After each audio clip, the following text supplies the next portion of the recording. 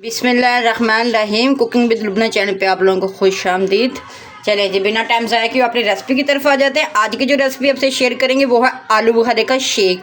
आपने आलू बुखारा ऐसा तो बहुत खाया होगा, चटनी बनाई होगी, लेकिन ये है कि आपने शेक कभी नहीं बनाया होगा। लेकिन आप हमारे तरीके से बनाइएगा, बहुत सादा और बहुत ही मज़ेदार लाजवाब टेस्ट होगा।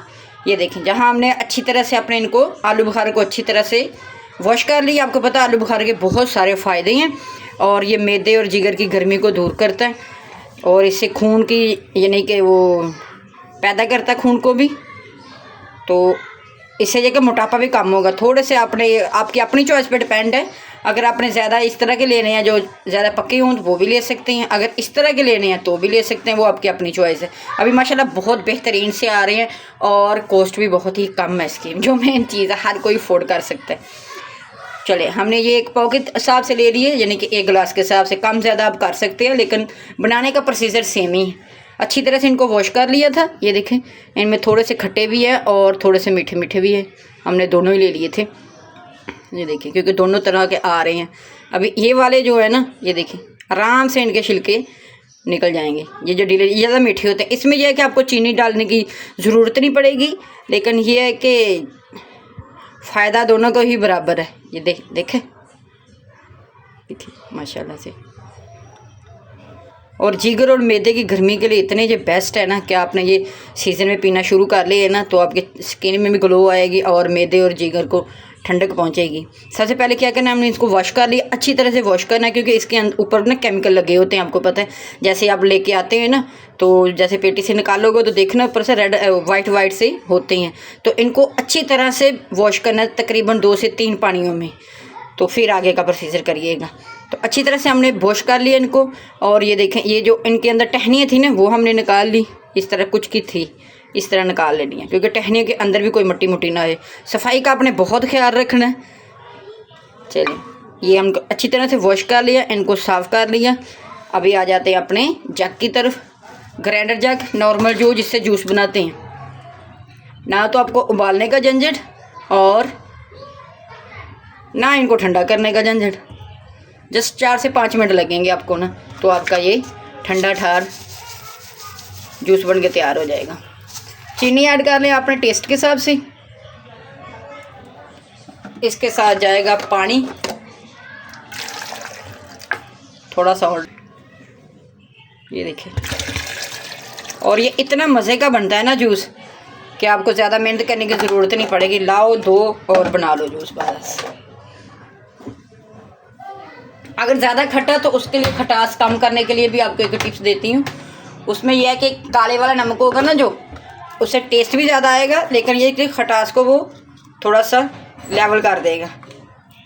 एक चुटकी आपने वो डाल लेना है काला नमक, और देखिएगा जी कैसे 4 चांद लगते हैं आपके जूस को।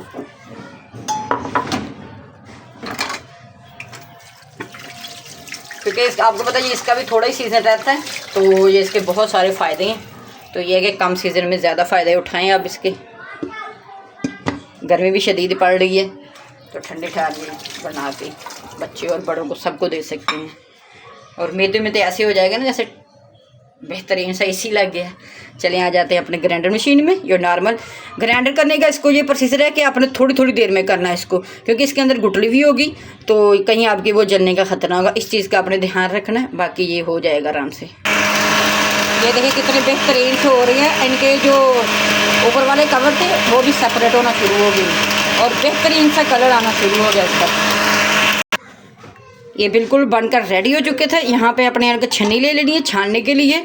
अगर आप ऐसे पी सकते हैं तो कोई मसला नहीं है, नहीं तो आपने छान लेना है इसको ना, ताकि इसके वो लैदा हो जाए,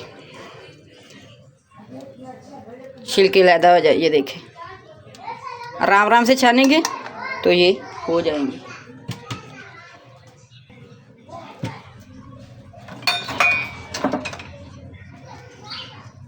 चम्मच की मदद से कर लें या ऐसे कर लें आप, उंगली की फिंगर की मदद से। हाथ को अच्छी तरह से अपने वॉश कर लेना। अभी इसको हम सर्व करेंगे, क्यूब्स ले लेंगे क्योंकि हमने उसमें क्यूब्स नहीं डाले थे, तो इसलिए हमने इसमें अपने जिसमें मग्गा हो या गिलास हो उसमें डालना है आप आराम से।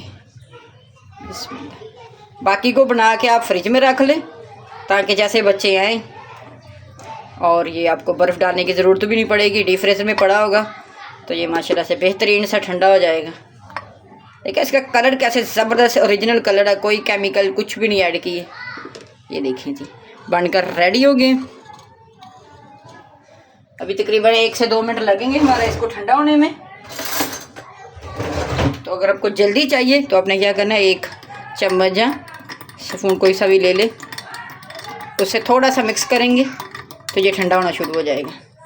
ٹھیک ہے ماشاءاللہ، لے جی بن کر ریڈی ہو چکا ہے ہمارا یہ آلو بخارے کا جوس۔ دیکھیں نہ زیادہ محنت کرنے کی ضرورت پڑی، نہ کوئی ابالنے کا جھنجھٹ، لائیں اور دھوئیں، بنائیں، انجوائے کریں جی۔ چلیں جی، امید ہے کہ آپ کو یہ ہمارا آلو بخارے کا جوس پسند آیا ہوگا۔ ویڈیو کو لائک اور شیئر لازمی کریے گا۔ اللہ حافظ۔